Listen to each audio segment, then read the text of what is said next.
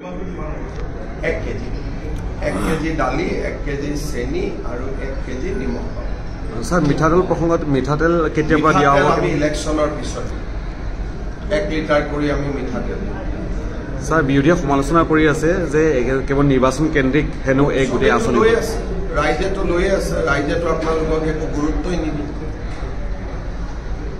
sir বিৰোধী নহয় বিৰোধীটো তলত আপোনালোকে মানুহৰ পৰা জোৰ কৰি ইণ্টাৰভিউ লয় মই যে আপোনালোকক ইমানেই গুৰুত্ব নিদিয়ে এইটো মই প্ৰথমবাৰ দেখা পাইছো কাৰণ বিশেষকৈ ইমান প্ৰচাৰ কৰি আছে কিন্তু এজনেও অৰুণোদয় এৰা নাই এজনেও চাউল এৰা নাই এজন এতিয়াতো সকলোৱে নিমখো ল'ব দালিও ল'ব সকলোৱে চেনিও ল'ব আৰু সকলোৱে মিঠাতেলো ল'ব মইতো দেখা পাইছো যে ইয়াত সাংবাদিকৰ ক্ৰেডিবিলিটিৰ ওপৰত এটা প্ৰশ্ন আহি গৈছে যে আপোনালোকৰ কথা ৰাইজে কিয় নামানে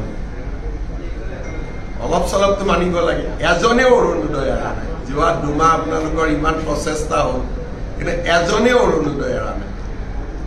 স্যাৰ আজি 10 সেপ্টেম্বৰত কংগ্ৰেছে গোটেই অসমত 8000 তেওঁলোকে হেৰি কৰিব বুলি কৈ আছে এনেকৈ আৰু জয়নিং হয় নেকি জয়নিঙত এজন নেতাৰ নাম থাকে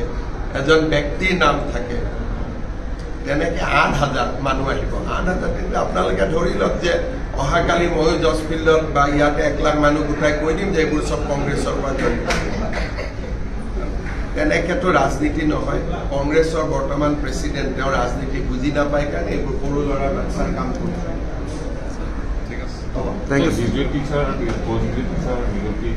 সোনকালে পাই